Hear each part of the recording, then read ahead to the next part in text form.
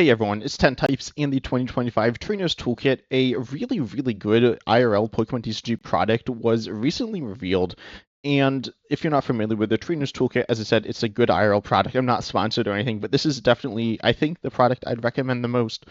There's also I believe they're called League Battle decks, which are also good and are standard playable decks that are legitimately, I don't know if they're quite competitive, but they're pretty close and they're pretty good. But these trainer toolkits here are really nice, and they have a lot of staple cards in the Pokemon TCG. And they're really cool here. If you're not familiar with what their contents are, they have, it says, over 50 useful cards to, this is power up your decks, as in like trainers. They're not really the focal points of decks, but we see 5 promo cards. I actually don't know what those promos are. But then it has 3 ace specs, which you can see here, Maximum Belt, Your Entry, and Hyper Aurora. And then you have a copy of Pheasant Dipsy EX here as well. And then you get some packs. The booster packs are like cool, and they add to the value of it. But obviously, in terms of competitive value, they're not necessarily what you're looking for. I mean, they could be, I guess, but obviously you don't know exactly what you're getting there. But they're kind of fun. You get 65 card sleeves, so for a deck there, and then you can have a few extras. They're cool. They're not very good, but they're cool, I guess. And then you have a strategy guide. Don't know how useful this is. There are probably other online strategy guides that'll be more useful. I mean, I think the stuff on my channel, obviously, I have a lot of stuff, and I'm not the highest bar. I know that there's a lot of great channels and like different websites out there. But anyways, it's okay. It's moderately useful, I think. I bought this in the past, and I think it was okay. But then you have 6 damage counter dice. These I think might be a newer version. I haven't seen these before. They're good for keeping track of damage counters, and you have a competition legal coin flip die, so that's definitely useful there. Get the Burn-in Poison special condition markers there, and then a code card for live, which I believe contains the 50 plus cards here, not the other stuff though. I'm not sure on that one though, but I believe that's what's in it. And this is really useful. And then here is the 2024 version to get a better idea of what exactly it's like here. You got 2 copies of a bunch of cards. Not going to go through all of these here. You see some one-ofs as well, but you have like 2 Squawkabilly EX, 2 research, I think, which is like down here, or maybe not. I thought there was 2 research. Maybe not. They do it commonly, so maybe they don't want to do it too often. But like 2 Ultra Ball, 2 Arvin, 2 boss, things like that. So very good trainers here. You have essentially 2 copies of all the good trainers. That being said, 2 copies isn't necessarily enough. And then you could buy like 2 of this to have a playset of pretty much all of these. But then you don't need like 4 Squawkabilly EX, right? So I want to make a trainers toolkit style thing of the trainers and the Pokemon, and I guess special energy that are the most played cards. And I did this using data here gathered from Limitless tournaments. I looked at the last I believe 100 limitless tournaments in standard. So there's been 153 in the current standard format of Black Bolt White Flare.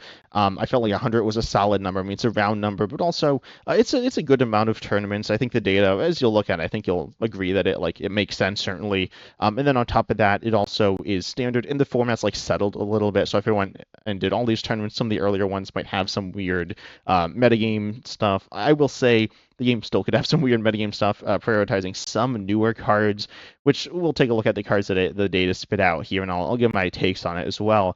But the idea here is that it's the cards, including by counts, of what's most played. The way I did it was if I'll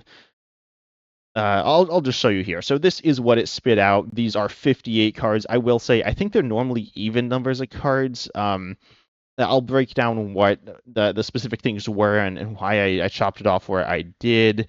That being said, I think 57 might be a little better. It chopped it off with this Monkey Dory being the last card. I feel like if you're looking at cards that are more universal, not so deck specific, I feel like the third Monkey Dory there is like, that's pretty deck specific. With that, there are a few decks that will use like a third Monkey Dory, but I feel like again it is kind of specific. Also, Dragult is specific. It cut it off, I believe, if I went 56, which I feel like is a bit of a better number. I feel like you want it like mid 50s or something. Then it would have cut off with 2 Dreepies and 1 Dragult, which is like super weird. So, anyways, I went 258 here, and yeah, this is what it spit out. If you want, ask me down below in the comments. I could give you the full list or something. I could link it in the description. It's like a bit of a mess. I will say I tried to remove because it spit out energies, trainers, and Pokemon, and so it had a bunch of basic energies, and so I had to get rid of the basic energies. I tried to do it using like some regex expression. I looked that up online, but it didn't work. So if you look at the sheet and if I send it, then it's going to have a bunch of basic energies on it, which also I kind of want to include on this because they also have basic energies that they give sometimes. I think they've dropped that. But anyways, the basic energies, obviously, I think it's like 5 of each one or something like that. I don't remember. But anyways, it's a bunch of basic energies, and do you really need like just a few of each energy? I feel like you want it a bit more specific than that. So I was considering doing that separately as a separate part of this video, but decided not to. Comment down below, I guess, if you want that. It's also kind of silly and pointless because it's just a bunch of basic energies. But anyways, these are the cards that spit out. We see, and these are sorted not by, they're just sorted like so we can see them easy. But I think like the top card was Boss, and the way I did it was spit out 58 cards here. And so it was like Boss's Orders. At least one copy was played in, I don't remember the number, but like a lot of decks. And then 2 copies were played, obviously less than that. So that's how we did it. At least one copy, at least 2 copies, etc. So if that makes sense, as I said, I could send the sheet. Actually, no, the sheet will be in the description there, so you could check it out. You can ask if you have more questions or clarification there, though. But anyways, this is what it's, as I said, spit out, and I think this is a very solid set of cards. As I said, Monkey Dory is kind of specific. I think at least one copy makes a lot of sense in this, though. Dragult is also like kind of sketchy. It kind of chopped it off in the middle of the Dragult stuff, and Dragult stuff. So I think Dragult EX was maybe 10 spots lower or something, and more Dragults over there as well. Obviously, a 2/2 Dragult isn't really what you're putting in decks that commonly. It could be there as a support engine, though, and I think that is worth including in something like this.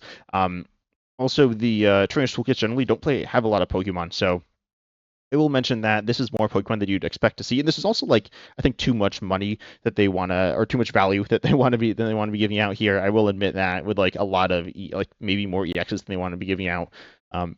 Also, I will say I think Squawkabilly EX kind of makes a lot of sense here. It's not played in as many decks, but that as a Pokemon edition could be nice there. Obviously, Badoo, played a lot. Latias EX. I mean, all these one of Pokemon are played a lot, specifically Pheasantipti EX. I mean, I think one Pheasantipti EX in the Trans Toolkit makes a lot of sense. I heard some people saying, like, oh, well, is the value still there because they are, I think it's the same price as the old one. Oh, that's not loading. Okay. Yeah, it's the same price, but this one had 2 EXs. This one, I believe, just has 1. Also, it's the same art as the regular Pheasantipiti. That being said, like, you're not really ever playing a second Pheasantipiti EX. It's something you, like, never see. So I think it makes sense there, though another EX like Latias EX, I think, is...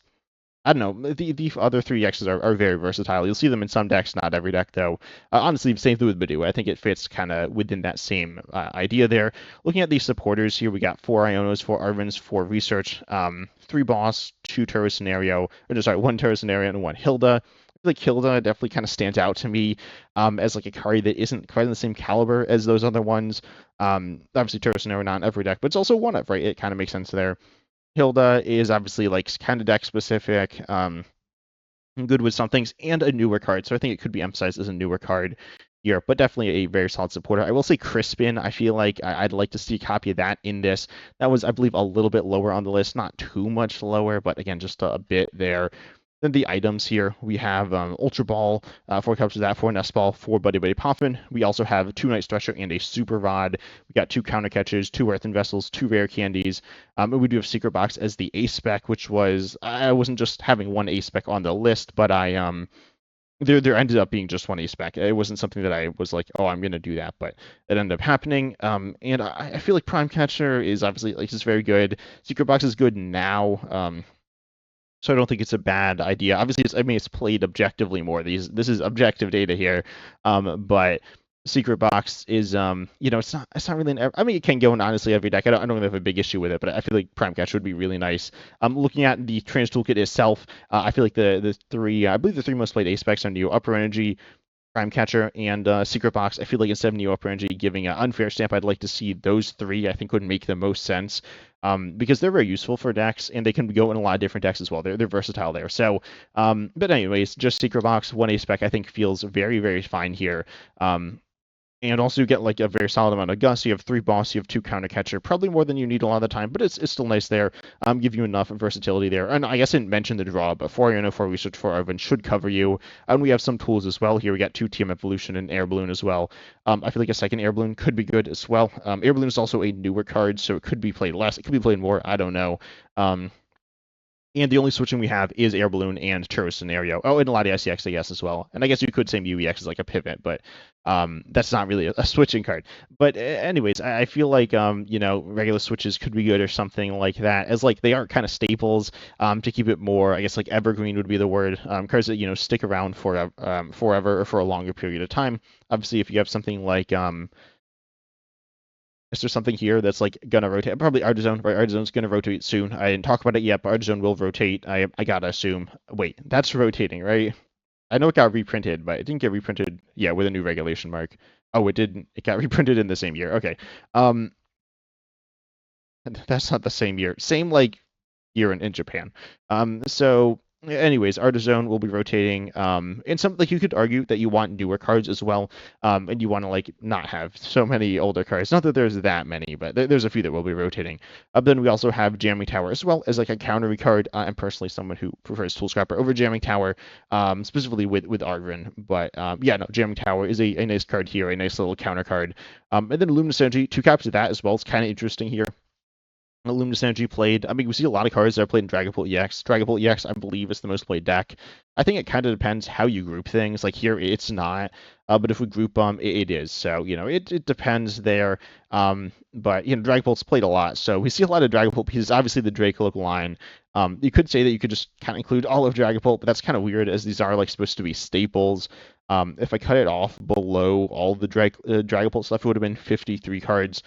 Cutting off, removing just the Dragapult line and then that extra Monkey Dory there. And if I increased it a little bit, we'd actually get a Dreepy, Crispin, and then you can add Dracloak, Pokey or Dragapult EX, and another Luminous Energy. And beyond that, more like Dragapult pieces. So Dragapult EX is obviously a very highly played deck, and so that's reflected in this, which you could, I don't know, I wouldn't hate just removing all of those. And as I said, I think Crispin makes sense. There was Pokey here, which, as I said, was just off the list. A second Artizone as well is cool. And there's some other cards that are meaningful, as I said, like Switch, and there's a wide variety of different cards. Also another Pokemon just off this list. There's a second Badoo, and also there is Shaman. Shaman is a nice versatile card. I think that could make sense in something like this. Though that being said, I do like the look of this, but comment down below if you think this would be a better like set of cards. Then obviously we don't know what they're going to give. I don't think. At the time of recording this, we don't know the exact cards. It would be kind of awkward if between recording this and posting this, they reveal what it is. But tell me down below if you like this selection of cards more than just a bunch of 2-0s, right? I think the big thing, in my opinion, is like 2 copies of Iono, 2 copies of Arvin. Like, what exactly are you going to be doing with that? But anyways, I hope you enjoyed. Make sure you like, subscribe, hit the bell, all that good stuff. And as always, I'm excited to see you in the next video.